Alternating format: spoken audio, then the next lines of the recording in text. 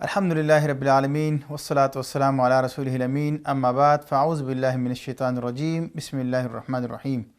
وما ارسلناک الا رحمة للعالمین بسم اللہ الرحمن الرحیم رب اشرح لی صدری ویسر لی امری واحلل عقدۃ من لسانی یفقہوا قولی صدق اللہ العظیم۔ محترم ناظرین و سامعین، السلام علیکم ورحمۃ اللہ وبرکاتہ۔ پروگرام رحمۃ للعالمین کے ساتھ امام قیام الدین آپ کی خدمت میں حاضر ہے۔ ہم نے اپنے پچھلے پروگراموں میں محمد مصطفیٰ صلی اللہ علیہ وسلم کی زندگی، عرب کے اقوام کے بارے میں تذکرہ کیا، اور ہم نے ذکر کیا کہ محمد صلی اللہ علیہ وسلم کی پیدائش سے پہلے آپ کے والد ماجد وہ انتقال فرما گئے تھے۔ آپ کی ولادت 9 ربیع الاول 1 عام الفیل بمطابق بروز پیر 20 اپریل 571 عیسوی کو ہوئی۔ قبیلہ سعد بن بکر کی حلیمہ سعدیہ نے آپ صلی اللہ علیہ وسلم کی تقریباً 4 سال تک پرورش فرمائی، اور 4 سال ہی کی عمر میں شق صدر کا واقعہ پیش آیا۔ آپ اپنے والدہ ماجدہ کے پاس تقریباً 4-5 سال کی عمر میں واپس آئیں۔ 6 سال کی عمر میں آپ اپنے والدہ ماجدہ کے ساتھ اپنے والد کی قبر کی زیارت کے لیے یثرب مدینہ تشریف لے گئے، اور واپسی پر جب آپ کی عمر 6 سال کی تھی، آپ کی والدہ ماجدہ کا ابوا کے مقام پر، جو مکہ اور مدینہ کے درمیان ایک علاقہ ہے، ایک جگہ ہے، وہاں پر ان کا انتقال ہو گیا۔ آپ 8 سال اور 2 ماہ کی عمر میں آپ کے دادا کا انتقال ہو گیا، اور آپ اپنے چچا کے زیر کفالت آ گئے۔ 12 سال کی عمر میں آپ نے شام کی طرف سفر فرمایا، اور بحیر راہب نے علامات نبوت کو پہچان لیا تھا۔ آپ کی عمر جب 15 سال تھی تو آپ نے جنگ فجار میں شرکت فرمائی، اور آپ کی جب عمر 16 سال تھی تو خلف الفضول کے معاہدے میں آپ صلی اللہ علیہ وسلم نے شرکت فرمائی۔ 24 سال کی عمر میں محمد صلی اللہ علیہ وسلم نے شام کی طرف تجارتی سفر فرمایا حضرت خدیجہ رضی اللہ عنہ کے لیے، اور جب آپ کی عمر 25 سال تھی تو آپ نے ایک بیوہ خاتون سیدہ حضرت خدیجہ رضی اللہ عنہ، جو قریش کی ایک باصر اور مالدار خاتون تھی، ان کی طرف سے نکاح کا پیغام آ کر آپ صلی اللہ علیہ وسلم نے اپنے چچا ابو طالب سے مشورہ کر کے ان سے نکاح فرمایا تھا۔ آپ کی عمر صلی اللہ علیہ وسلم کی جب عمر تقریباً 40 سال ہو گئی تو آپ کے اوپر وحی آنا شروع ہو گئی، اور جب پہلی وحی کے بعد تھوڑے وقت کے لیے وحی کا سلسلہ رکا رہا، اور پھر مسلسل وحی کا سلسلہ اور اللہ کی طرف دعوت اور اس کا پیغام بندوں تک پہنچانے کے لیے مسلسل آپ کے پاس وحی شروع ہو گیا۔ محمد صلی اللہ علیہ وسلم کی زندگی کو سیرت نگاروں نے مختلف ادوار کے اندر تقسیم کر رکھا ہے۔ اگر ہم اس کا تذکرہ کریں تو پہلا دور وہ 1 نبوی سے لے کر 3 نبوی تک کا ہے، جس میں محمد صلی اللہ علیہ وسلم نے اپنے قریبی لوگوں کو اسلام کی دعوت پیش کی، اور جو با اعتماد لوگ تھے ان کے سامنے اسلام کی دعوت پیش کی، اور محمد صلی اللہ علیہ وسلم نے ایک خفیہ جگہ دار ارقم منتخب کر لیا، اور وہاں وہ صحابہ کرام کو قرآن کی اور اسلام کی تعلیمات دیا کرتے تھے۔ پہلی وحی کے بعد جبرائیل امین نے محمد صلی اللہ علیہ وسلم کو وضو اور نماز کا طریقہ سکھایا، اور آغاز میں 2 ہی نمازیں محمد صلی اللہ علیہ وسلم اور صحابہ کرام پڑھتے تھے، جو صبح اور شام کی نمازیں تھیں۔ دوسرا جو مرحلہ محمد صلی اللہ علیہ وسلم کی دعوت کا اور ان کی مکی زندگی کا، وہ ہے 4 نبوی سے لے کر 6 نبوی تک کا ہے۔ اس کے اندر قریش کے لوگوں نے محمد صلی اللہ علیہ وسلم کو روکنا اور ان کی دعوت کی راہ میں روڑے اٹکانے شروع کر دیے۔ محمد صلی اللہ علیہ وسلم نے جب ان کو اللہ کی طرف سے حکم ملا کہ آپ نے قریبی رشتہ داروں کو ڈرائیے، تو آپ نے سب سے پہلے اپنے خاندان والوں کے لیے دعوت کا اہتمام فرمایا، اور ابو لہب نے اس کی مخالفت کی۔ 45 لوگوں نے اس پہلے دعوت میں شرکت فرمائی۔ پھر دوسری مرتبہ آپ نے خاندان کے لوگوں کو دعوت دی اور ان کے سامنے اسلام کی دعوت پیش کی، اور ابو لہب نے پھر اس کی مخالفت کی۔ کوہ صفا پر محمد صلی اللہ علیہ وسلم چڑھ کر انہوں نے کل عام قریش مکہ کے مختلف قبائل کو نام بلا کر اور پکار کر ان کے سامنے اسلام کی دعوت پیش کی، اور اسی طرح محمد صلی اللہ علیہ وسلم مختلف مجمعوں میں، بازاروں میں جاتے تھے اور لوگوں کو اسلام کی دعوت دیتے تھے، توحید کی دعوت دیتے تھے کہ صرف اور صرف ایک اللہ کے آگے جھکنا ہے، اسی کی بندگی بجلانی ہے اور اسی کی اطاعت کرنی ہے۔ اسی طرح انہوں نے مختلف تدابیر اختیار کی اور مختلف کمیشن اور وفود بھیجے محمد صلی اللہ علیہ وسلم کی دعوت کو روکنے کے لیے۔ انہوں نے ابو طالب کے پاس جو محمد صلی اللہ علیہ وسلم کے چچا تھے ان کے پاس وفود بھیجے، اور انہوں نے محمد صلی اللہ علیہ وسلم کی دعوت کو روکنے کے لیے قسم قسم کی کہانیاں گڑھی۔ کبھی کہتے تھے کہ قرآن یہ خود سے بناتے ہیں، کبھی کہتے تھے کہ یہ جادوگر ہے، یہ مجنون ہے، پاگل ہے، اور اس طریقے سے یہ استہزاء اور جبر و تشدد کا راستہ یہ اختیار کرتے، یہاں تک کہ جو غریب صحابہ تھے جو ایمان لے آتے ان کے اوپر سخت مظالم ڈائے جاتے تھے۔ تیسرا جو دعوت کا مرحلہ ہے وہ 6 نبوی سے لے کر 10 نبوی تک کا ہے، اور اسی کے اندر حضرت حمزہ رضی اللہ عنہ نے اسلام قبول فرمایا، حضرت عمر رضی اللہ عنہ نے اسلام کو قبول فرمایا، اور 3 سال تک محمد صلی اللہ علیہ وسلم اور ان کے خاندان بنو ہاشم کو شعب ابی طالب کے اندر مسحور کر دیا تھا۔ مکمل ان کا معاشی اور سوشل بائیکاٹ کر دیا گیا تھا۔ پھر جو 10 نبوی کو محمد صلی اللہ علیہ وسلم کی جو 2 سب سے بڑے سپورٹر تھے، سیدہ خدیجہ، حضرت خدیجہ رضی اللہ عنہ اور ان کے چچا ابو طالب، جو عرب کے اس معاشرے کے اندر ایک بہت ہی ہر دل عزیز، بااثر اور انتہائی پرمغز اور مدبر شخصیت تھی، ان کی وجہ سے محمد صلی اللہ علیہ وسلم کو مکمل سپورٹ اور تائید ان کی حاصل رہی۔ ان دونوں کی وفات اسی 10 نبوی کو ہوئی، اور محمد صلی اللہ علیہ وسلم نے اس سال کو غم کا سال قرار دیا۔ جن صحابہ کو انہوں نے انتہائی سخت مظالم کا نشانہ بنایا، اس میں حضرت خباب بن الارت رضی اللہ عنہ، حضرت بلال، حضرت عمار بن یاسر، حضرت سمیہ رضی اللہ عنہ، حضرت صہیب اور حضرت زنیرہ، یہ اس طریقے سے دوسرے صحابہ ان کو سخت ترین مظالم کا انہوں نے نشانہ بنایا۔ چوتھا جو مرحلہ ہے محمد صلی اللہ علیہ وسلم کی مکی زندگی کا، وہ 10 نبوی سے لے کر 13 نبوی تک ہے، جو ہجرت تک کا ٹائم ہے۔ اس دوران محمد صلی اللہ علیہ وسلم نے حضرت سودا رضی اللہ عنہ ام المؤمنین سے نکاح فرمایا، جو شوال 10 نبوی کے اندر۔ اسی کے دوران رسول اکرم صلی اللہ علیہ وسلم نے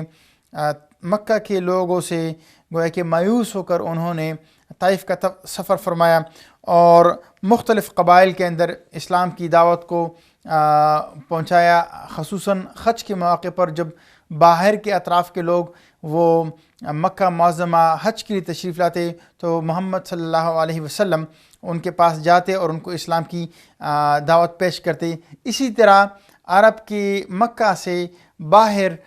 اسلام کی، قرآن کی اور نور کی روشنیاں بکیر رہی تھی، اور وہ لوگوں تک یہ پیغام پہنچ رہا تھا۔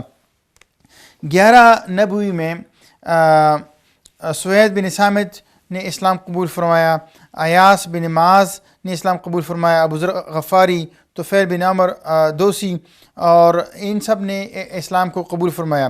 مدینہ کے 6 لوگوں نے وہ حج کے موقع پر وہ آئے، محمد صلی اللہ علیہ وسلم منا کی گھاٹی سے گزر رہے تھے اور انہوں نے کچھ لوگوں کی باتیں سنی۔ محمد صلی اللہ علیہ وسلم ان کی طرف آئے اور ان سے بات کرنا شروع فرمائی، اور ان سے کہا کہ کیا ہم بیٹھ کر کچھ بات کر سکتے ہیں؟ انہوں نے ہاں کہا، اور تو محمد صلی اللہ علیہ وسلم ان کے ساتھ بیٹھ کر ان کے سامنے اسلام کی دعوت پیش کی۔ تو ان میں اسد بن زرارہ، عوف بن حارث، رافع بن مالک، قطبہ بن عامر، عقبہ بن عامر اور حارث بن عبداللہ، یہ ان لوگوں نے اسلام کو قبول فرمایا جو قبیلہ بنو خزرج سے تعلق رکھتے تھے۔ اور شوال 11 نبوی کو محمد صلی اللہ علیہ وسلم نے حضرت سیدہ عائشہ صدیقہ رضی اللہ عنہ سے نکاح فرمایا، اور پھر شوال 3 سال کے بعد محمد صلی اللہ علیہ وسلم کی ان کے ساتھ رخصتی ہوئی اور وہ ان کی زوجیت میں آ گئی۔ یہ وہ حالات تھے کہ انہی کے دوران ہجرت سے پہلے کا واقعہ ہے کہ اسراء و معراج کا وہ واقعہ پیش آیا، اور محمد صلی اللہ علیہ وسلم کو اللہ سبحانہ وتعالیٰ نے مسجد حرام سے لے کر مسجد اقصی لے گئے، اور جس کا ذکر اللہ سبحانہ وتعالیٰ نے سورہ بنی اسرائیل کے اندر سبحان الذی اسری بعبدہ لیلا من المسجد الحرام الی المسجد الاقصی الذی بارکنا حولہ لنوریہ من آیاتنا. محمد صلی اللہ علیہ وسلم کو پاک ہے وہ ذات جس نے اپنے بندے کو مسجد حرام سے مسجد اقصی لے گئے. اور کس لیے لے گئے؟ لنوریہ من آیاتنا، تاکہ ان کو اپنی آیات اور اپنی نشانیاں دکھائیں. کتب سیرت اور احادیث کی کتابوں میں اس کی تفصیلات ہم کو ملتی ہیں کہ رسول اکرم صلی اللہ علیہ وسلم براق کے اوپر یہاں سے تشریف لے گئے مسجد اقصی. وہاں انہوں نے انبیاء کی امامت فرمائی اور وہاں سے وہ آسمانوں پر تشریف لے گئے اور مختلف آسمانوں کے اوپر وہ انبیاء سے ان کی ملاقاتیں رہی اور ان کو جنت اور جہنم کا مشاہدہ کرایا گیا. اور پھر احادیث کے اندر ہم کو ملتا ہے کہ کس طریقے سے نبی اکرم صلی اللہ علیہ وسلم کو دکھایا گیا کہ وہ لوگ جو بدکاری کرتے ہیں، جو سود خور ہیں اور جو غیبت کرتے ہیں اور اس طریقے سے جو حرام مال کھاتے ہیں، ان کا انجام ان کو دکھایا گیا. اسی طرح اللہ سبحانہ وتعالیٰ نے اس سے پہلے قرآن پاک کے اندر ذکر فرمایا کہ ابراہیم علیہ السلام کو ہم نے اپنی نشانیاں دکھائی. وَكَذَلِكَ نُرِي إِبْرَاهِيمَ مَلَكُوتَ السَّمَاوَاتِ وَالْأَرْضِ. اسی طرح ہم نے ابراہیم علیہ السلام کو زمین اور آسمان کی بادشاہت ان کو وہ دکھائی. یہ کیوں؟ تاکہ ان کو وہ چونکہ اللہ کے نمائندہ، اللہ کے پرستادہ اور اللہ کے پیامبر اور اس کے پیغام انسانوں تک پہنچانے کے لیے اللہ سبحانہ وتعالیٰ ان کو مشاہدہ کراتے ہیں، تاکہ وہ انسانوں کو وہ پیغام بہتر سے بہتر انداز کے اندر وہ پہنچا سکے. محمد صلی اللہ علیہ وسلم جب معراج سے واپس تشریف لے آئے اور انہوں نے اپنے قوم سے اس کا تذکرہ کیا تو انہوں نے اس کا انکار کر دیا. اور ابو بکر صدیق رضی اللہ عنہ وہ سب سے پہلے آدمی تھے کہ جب ان کو لوگوں نے بتایا کہ آپ کے صاحب، آپ کے دوستوں یہ بات کر رہے ہیں، تو انہوں نے فرمایا کہ اگر یہ بات واقعی محمد صلی اللہ علیہ وسلم فرما رہے ہیں تو ان کی بات سچ اور حق ہے، اس کی سوا کچھ نہیں ہے. پھر لوگوں نے اس کے اوپر عجیب عجیب باتیں کرنا شروع کر دی کہ یہ کیوں کر ہو سکتا ہے کہ ایک آدمی ایک ہی رات میں مسجد حرام سے لے کر مسجد اقصی چلا جائے اور پھر یہ اوپر آسمانوں تک چلا جائے، یہ تو ممکن ہی نہیں ہے. اور پھر محمد صلی اللہ علیہ وسلم نے ان کے سامنے کچھ نشانیاں بیان فرمائی اور ایک قافلہ کا ذکر ان سے فرمایا کہ وہ قافلہ ابھی فلاں جگہ پر میں نے دیکھا اور وہ اس جگہ آ رہا ہوگا، اور ایک اونٹ ان کے آگے آگے آ رہا ہے. اور وہ سب نشانیاں بتا کر جب لوگوں نے وہاں اس کا مشاہدہ کیا، اس کو دیکھا اور اس کو سمجھ بھی گئے کہ جو محمد صلی اللہ علیہ وسلم نے ان کو پیشنگوئی کی تھی وہ بالکل حق اور سچ ہے، اس کے بعد بھی وہ ڈٹائی کے ساتھ اس کا انکار کرتے رہے اور ان کی تکفیر اور ان کی مخالفت اور زیادہ اس سے بڑھ گئی. پھر اسی طرح ذی الحجہ 12 نوبی کو پہلی بیعت عقبہ واقع ہوئی، جس کے اندر 12 آدمی وہ شریک رہے. جو 6 آدمیوں نے رسول اکرم صلی اللہ علیہ وسلم سے ملاقات فرمائی تھی اور انہوں نے خجرت کے جو 6 لوگ تھے انہوں نے اسلام کو قبول فرمایا. وہ جب واپس چلے گئے مدینہ تو انہوں نے اور لوگوں سے بات کی، اور پھر جب وہ حج کے موقع پر اپنے ساتھیوں مشرکین مدینہ کے ساتھ، مشرکین یثرب کے ساتھ وہ جب حج کے لیے تشریف لے آئیں تو انہوں نے محمد صلی اللہ علیہ وسلم سے اسی گھاٹی کے قریب ملاقات فرمائی اور انہوں نے اسلام کو قبول کیا. اور محمد صلی اللہ علیہ وسلم نے حضرت مصعب بن عمیر کا تقرر کیا کہ وہ ان کا ایک سفیر اور ان کا مربی رہے گا. اور اس دوران مشرکین مکہ کے مظالم اور زیادہ اس کے اندر تیزی آ گئی. تو ایک مرتبہ رسول اکرم صلی اللہ علیہ وسلم کعبے کے سائے میں تشریف فرماتے، حضرت خباب بن الارت رضی اللہ عنہ ان کے ساتھ تشریف فرماتے. انہوں نے کہا کہ اے اللہ کے رسول صلی اللہ علیہ وسلم، آپ ان مشرکین کے لیے بد دعا کیوں نہیں کرتے؟ آپ اللہ سے دعا کیوں نہیں کرتے کہ اللہ سبحانہ وتعالیٰ ہمارے یہ حالات بدل دے اور ان کی مظالم سے گویا کہ ہم چھٹکارا حاصل کریں؟ تو انہوں نے محمد صلی اللہ علیہ وسلم سے ذکر فرمایا کہ آپ اللہ سے دعا کیوں نہیں کرتے، مطلب یہ حالات جو ہمارے اوپر گزر رہے ہیں اس حوالے سے انہوں نے بات فرمائی. رسول اکرم صلی اللہ علیہ وسلم نے فرمایا کہ آپ سے پہلے لوگ وہ ان کو لوہے کی کنگھیوں سے ان کے جو گوشت ہے وہ نوچے جاتے اور ان کے اوپر انتہائی مظالم ڈائے جاتے، لیکن وہ اس راستے سے اور اس حق سے نہ ہٹے۔ اللہ سبحانہ وتعالیٰ اس دین کو غالب کر کے رہے گا، یہاں تک کہ ایک آدمی ثنا سے حضر موت تک جائے گا اور اس کو اللہ کے سوا کسی کا خوف نہیں ہوگا۔ اور فرمایا کہ خدا کی قسم یہ دین غالب ہو کر رہے گا، لیکن تم لوگ جلدی مچا رہے ہو۔ یہ وہ یقین اور یہ وہ اللہ سبحانہ وتعالیٰ کی وعدوں پر وہ مکمل اعتماد اور یقین تھا کہ محمد صلی اللہ علیہ وسلم اپنے صحابہ کو یہ پیشنگوئی فرما رہے تھے کہ یہ غالب ہو کر رہے گا، اور یہی بات اللہ سبحانہ وتعالیٰ نے صف سورہ نمبر 61 کے اندر بیان فرمائی ہے کہ واللہ متم نورہ ولو کرہ المشرکون۔ اللہ سبحانہ وتعالیٰ اس دین کو اپنے اس کلمے کو اور اپنی اس نور کو پھیلا کر رہے گا، اس کو مکمل کر کے رہے گا، یہاں تک کہ اگر مشرکوں کو اور جو لوگ اس کا انکار کرتے ہیں ان کو کتنا ہی ناگوار ہو، یہ غالب ہو کر رہے گا۔ اسلام اور اسلام کا نور یہ ہر گھر کے اندر داخل ہو کر رہے گا، اور یہی محمد صلی اللہ علیہ وسلم کی وہ پیشنگویاں تھیں کہ جس نے صحابہ کرام کی ڈارس بندائی، مسلسل قرآن کا نزول اور اس کے اندر مختلف جو واقعات اور پچھلے اقوام کا تذکرہ، یہ ان کو صحابہ کرام کو اور محمد صلی اللہ علیہ وسلم کی ڈارس بندھا رہے تھے اور ان کو گویا کہ ایک حوصلہ دے رہے تھے، اور مختلف اقوام کا ذکر کر کے ان کے سامنے وہ نتائج ان کے سامنے منطبق کر دیے جاتے۔ اب دیکھیں کہ سورہ یوسف کا نزول ہوتا ہے اور اس کے اندر وہ مشرکین، وہ لوگ محمد صلی اللہ علیہ وسلم سے سوال کرتے ہیں کہ کس طریقے سے یوسف علیہ السلام کی آمد وہ مصر میں ہوئی، وہ کنعان کے رہنے والے تھے، کیوں کر اور کیسے وہ مصر کے اندر آباد ہو گئے۔ تو گویا انہوں نے تو سوال کر دیا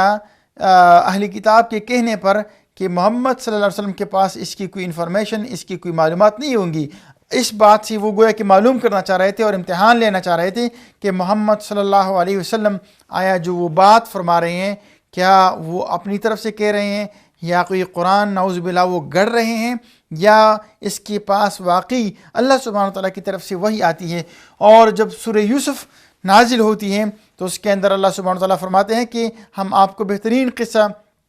احسن القصص اس کو ذکر کیا گیا، اور تفسیر کے ساتھ اللہ سبحانہ تعالیٰ نے یوسف علیہ السلام کا واقعہ بیان فرمایا، اور پھر اس کو ان حالات کے اوپر چسپاں بھی کر دیا کہ دیکھیں یوسف علیہ السلام، اس کے بھائیوں نے جب انہوں نے خواب دیکھا اور انہوں نے اپنے باپ سے حضرت یعقوب علیہ السلام سے اپنے خواب کا تذکرہ فرمایا، تو انہوں نے باپ نے اور والد محترم نے ان کو روکا کہ اپنے بھائیوں سے اس کا تذکرہ نہ کرے۔ اس کے بھائیوں نے حسد میں اور اس بنیاد پر کہ باپ اس کو زیادہ ترجیح دیتا ہے اور زیادہ اس کے ساتھ محبت رکھتے ہیں، انہوں نے چاہا کہ اس کو اپنے راستے سے ہٹا دے۔ تو گویا کہ وہ برادران یوسف تھے اور انہوں نے یوسف علیہ السلام کو اپنے راستے سے ہٹانا چاہا۔ تو گویا اس بات کو مشرکین مکہ کے اوپر چسپاں کیا جا رہا ہے کہ آپ کے بھائی محمد صلی اللہ علیہ وسلم، آج تم اس کو کوشش میں ہو کہ اس کو اپنے راستے سے ہٹا دو، لیکن دیکھو وہ برادران یوسف، انہوں نے چاہا کہ یوسف علیہ السلام کو راستے سے ہٹا دے لیکن وہ نہ ہٹا سکے۔ انہوں نے گویا کہ اپنے خیال میں اس کو قتل کر ڈالا، اس کو ایک اندھی کنویں کے اندر پھینکا، اور وہ اس خیال میں کہ اس کو قتل کر گئے، لیکن اللہ سبحانہ تعالیٰ نے اس کی حفاظت کا گویا کہ انتظام کر دیا۔ انہوں نے اپنے خیال میں اس کو تباہ و برباد کر ڈالا، لیکن اللہ سبحانہ تعالیٰ نے ان کی اس ناساز حالات کو یوسف علیہ السلام کے لیے سازگار بنا دیا۔ انہوں نے گویا کہ ایک عروج کا راستہ اور عروج کی زینے پر ان کو گویا چڑھا دیا۔ یوسف علیہ السلام وہاں سے ایک قافلہ والے ان کو نکال لیتے ہیں اور ان کو مصر لے جاتے ہیں، اور مصر کے بازار میں وہ بیچے جاتے ہیں، اور عزیز مصر ان کو خرید لیتے ہیں۔ جب وہ ان کو خرید لیتے ہیں تو اپنے گھر میں لاتے ہیں اور اپنی بیوی سے تذکرہ کرتے ہیں کہ عسیٰ ان ینفعنا او نتخذہ ولدا، شاید کہ اس بچے سے ہم کو کچھ فائدہ ملے یا ہم اس کو اپنا بیٹا بنا لیں۔ اور وہ ادھر عزیز مصر کے گھر کے اندر پلے بڑھتے ہیں، اور جب وہ جوانی کی اور شباب کی عمر کو پہنچتے ہیں تو وہ عزیزی مصر، جو مصر کی سب سے حسین ترین عورت، اس کو گناہ کی دعوت دیتی ہے. اور قرآن فرماتا ہے سورہ یوسف سورہ نمبر 12 میں کہ وغلقت الابواب، اس نے دروازے بند کر دیے. وقالت حیت لک، اور اس نے کہا کہ آ جا جلدی. قال معاذ اللہ، یوسف علیہ السلام نے فرمایا کہ اللہ کی پناہ. انہ ربی احسن مثوایا، میرے رب نے مجھے بہت اچھا رکھا، بہت میری بہترین پرورش فرمائی. اور جب انہوں نے انکار کر دیا، اسی انکار کی پاداش میں ان کو جیل میں ڈال دیا جاتا ہے. اور تقریباً قرآن فرماتا ہے کہ بدع سنین، وہ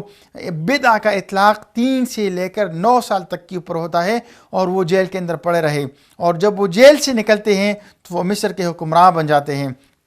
اور پھر اس کی وہی بھائی وہ خیرات اور صدقہ لینے کے لیے اس کے پاس آتے ہیں، اور وہ جب اس کو پہچان لیتے ہیں تو قرآن فرماتا ہے سورہ یوسف سورہ نمبر 12 آیت نمبر 90 اور 91 میں کہ وہ ان سے کہتے ہیں کہ اینک انت یوسف، کیا آپ یوسف علیہ السلام ہیں؟ تو یوسف علیہ السلام ان سے کہتے ہیں کہ انا یوسف وہذا اخی، ہاں میں یوسف اور یہ میرا بھائی ہے. تو وہ ان سے کہتے ہیں کہ لقد آثرک اللہ علینا، اللہ نے آپ کو ہم پر ترجیح دی، اللہ نے آپ کو پریفر کیا، اللہ نے آپ کو عزت سے سرفراز کیا، اللہ نے آپ کو مصر کا حکمراں بنا دیا، اور ہم آج آپ کے آگے دست بسوال ہیں. تو یوسف علیہ السلام ان سے فرماتے ہیں کہ انہ من یتقی ویصبر فإن اللہ لا یضیع اجر المحسنین، جو کوئی اس سے ڈرتا ہے اور صبر کرتا ہے اور اپنے آپ کو گناہ سے روکتا ہے، فإن اللہ لا یضیع اجر المحسنین، تو اللہ تعالیٰ نیکوکاروں کا اجر ضائع نہیں کرتے. اور یوسف علیہ السلام ان کو معاف فرماتے ہیں اور ان سے کہتے ہیں کہ لا تثریب علیکم اليوم، آپ کے اوپر کوئی ملامت اور کوئی گرفت اور کوئی آپ کے اوپر بات نہیں، ان کو معاف فرما دیتے ہیں. عید سورہ نازل کر کے اللہ سبحانہ وتعالیٰ کی طرف سے گویا کہ وہ حالات کو کہ مشرکین مکہ کو دکھا کر کے دیکھو تم آج اپنے اس بھائی محمد صلی اللہ علیہ وسلم کے قتل کے در پہ ہو اور اس کو اذیتیں اور تکالیف دینے کی کوشش کر رہے ہو، لیکن اسی طرح جس طرح برادران یوسف نے چاہا کہ یوسف علیہ السلام کو ناکام اور نامراد کر دے اور ان کو اپنے راستے سے ہٹا دے، وہ اپنے سازش کے اندر ناکام ہو گئے. زلیخا نے چاہا کہ یوسف علیہ السلام کو رسوا کرے اور اس کو جیل کے اندر ڈالے اور اس کے اوپر الزام لگا دیا، لیکن گویا کہ اس نے یوسف علیہ السلام کو بام عروج پر پہنچانے کے لیے ایک زینہ اس نے فراہم کر دیا، اور اخلاق اور کردار کے زور پر یوسف علیہ السلام نے پوری مصر کے معاشرے کو مسخر کر دیا. اور پھر اس کے وہی بھائی اور وہی زلیخا عزیزی مصر کی بیوی، وہ جب موقع آیا تو وہ پریشان اور نادم